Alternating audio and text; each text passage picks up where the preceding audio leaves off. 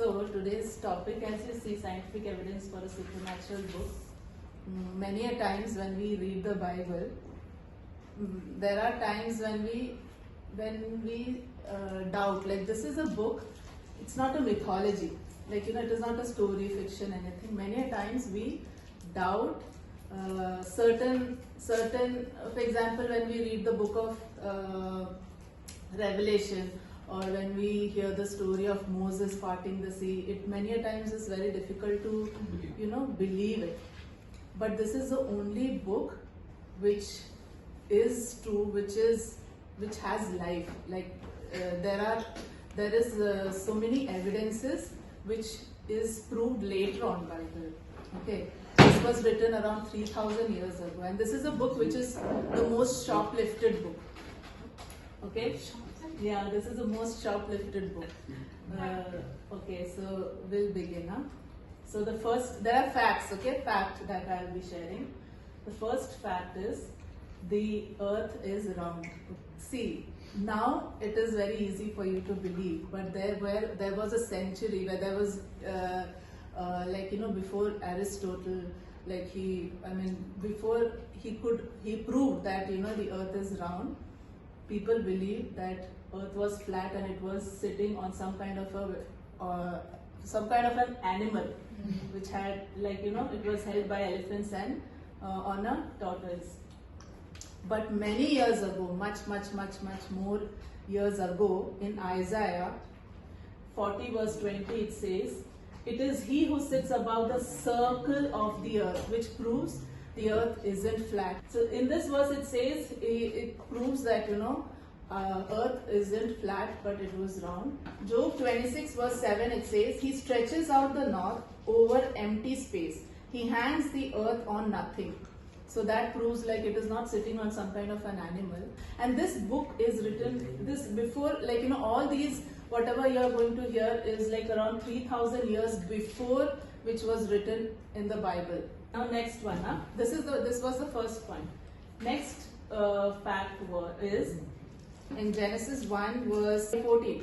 "Let there be light in the firmament of the heavens to divide the day from night, and let there be signs and seasons for days and years." Okay, this is written in Genesis 1 verse 19. But in Chinese civilization, they used signs of the stars to navigate, and seasons where people found having days and turning it into 12 hours morning and 12 hours night, and then having the 12 months of the year.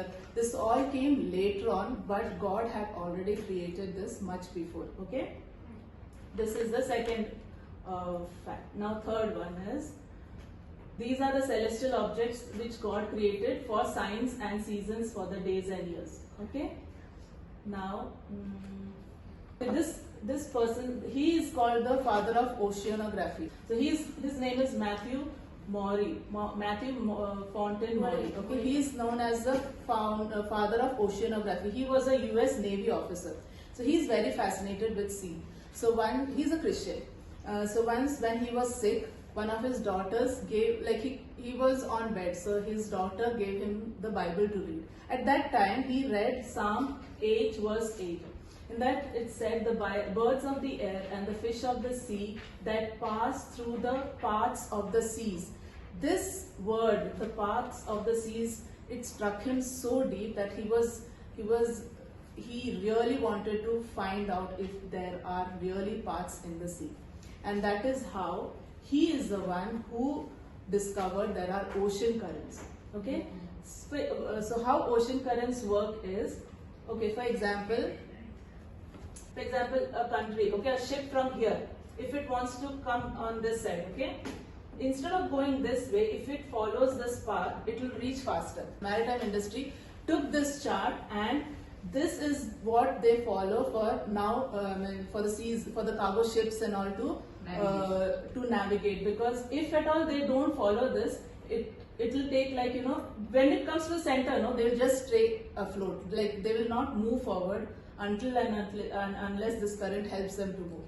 So it reduced their duration from 30 days, like from a month or more than that. So this was very helpful. So this he found through the Bible, okay, and which was written again many years ago. And ship engineering, we know the greatest engineer. Noah, he had no idea of rain, he didn't have any idea how to build a ship, but God gave clear-cut instructions. 30 by 5 by 3, that is a measurement, that is the best measurement for a ship which can carry heavy loads and stay afloat. Like if it does not have to move fast on the sea. This is the best measurement that ship engineer, and they still follow it. So even in during wars, when they had to carry like heavy loads, they used the same measurement for building the warship. Okay, there is a verse in the Bible that says, "Can you send out lightnings that they may go and say to you, here we are." So this is what lightning works in the same mechanism how electromagnetic spectrum is. So in that spectrum, that is how we have the wireless connections. That is like the verse is very interesting. Can you send out the lightnings and they say to you, here we are. Like it has the capacity. It travels at the speed of light. And it can manifest into speech. Like, we are speaking from here, but still you can hear from the other part of the world. So it works because of this radio waves or the electromagnetic spectrum. Now next is, even the water cycle is being explained in the Bible. It says, "For he draws up drops of water which distill as rain from the mist. And also all the rivers run to the sea, yet the sea is not full. And from which the river comes, there they return." So this is the water cycle that is being explained again in the Bible and found out many years later. Okay, now next is life is in the blood. Okay, in around 200-300 years ago, before, okay, people, the physicians thought when you breathe, when there is some kind of infection in the air, you breathe it, and this infection gets in your blood. And the treatment that they used to do is they used to cut the vein of the near the elbow, and they used to bleed the patients. And what happened is people lose blood and they were dying. And that is how George Washington the first died. When he came down with a cold, the physician came and he cut the vein because he was having infection in his blood. They cut the vein and he bled and he died. That is how he died, George Washington. Okay, and later on they came to know, the real life is in the blood. Yeah, in sanitation also. In London, there was a time in 1846 and all, people used to they used to dump every garbage onto the streets, and there was heavy pandemic that was happening, and because of poor sanitation. But how this sanitation was also instructed by God very early, even much earlier, before this thing happened in 1846, but this was told in around 3000 years ago, how sanitation has to be happened, how it should be done. Okay, this is about the toilets, having the toilets outside the camp. Also washing your hands in running water, which is also very important. Yeah, so for cleanliness, always God used to instruct them that you should wash yourself, bathe yourself clean, and also washing your hands in running water, because there was during this, in 1800s, what happened is physicians, they never used to wash their hands in running water, but they used to have water in a basin. They used to wash their hand and again go examine the next patient. So what happened, these germs used to accumulate, and there was very often they find death happening in the hospitals. So later on they found out it is very important to wash your hands in running water, which was again, yeah.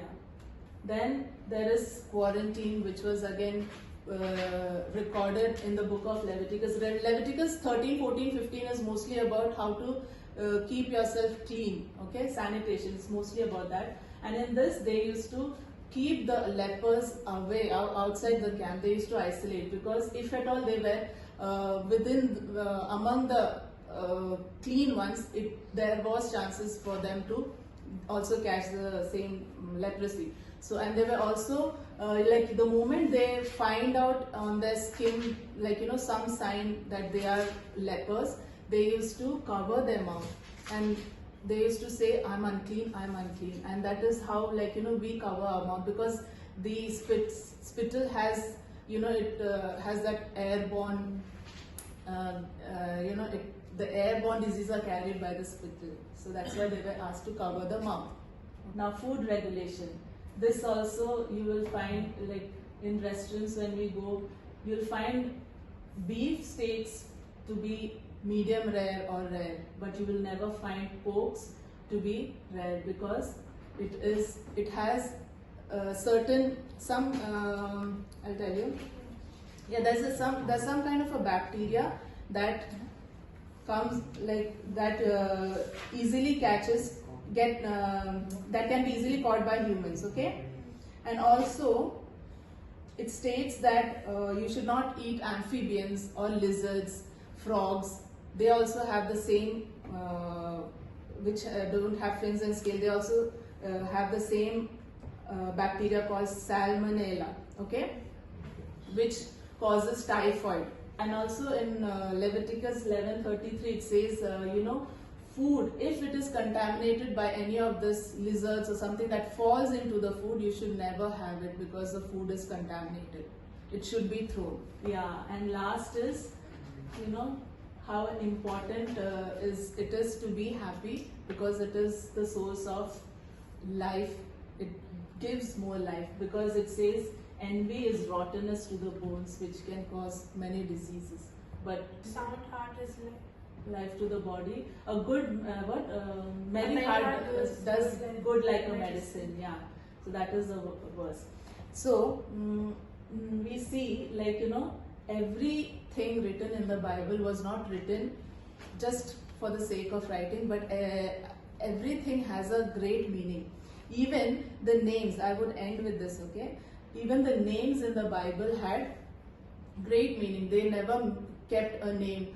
It was either, like when the women, it had so much to do with the emotion the women had, or like they believed, or some kind of hope, because of, which was the reason for the names given to the people in the Bible. So there is a hidden secret which is there, which God had already mentioned in the Bible. This is the 10 names of the first 10 generations in the Bible. Okay, in that the name Adam means man. Seth is the son who was appointed instead of Abel. He was appointed. Enosh meant man is always mortal. And Canaan is sorrow. Mahalalel, he was the blessed of the God. Jared means he came down. Okay, it is like that. Enoch means he was teaching. Methuselah, his death shall bring. Lamech means lamentation, how you say, it is despair. Noah was the comfort or the rest. So this 10 names mean, like this already states, this is only the 10 names in the first 10 generations, okay? These names, it actually says the whole plan which was not hidden from God, it's already spoken in the Bible, okay? Man was appointed to be mortal, to be in mortal sorrow, but the blessed God, he came down teaching, his death shall bring the despairing comfort. So that is how the Hebrew meaning of these names are.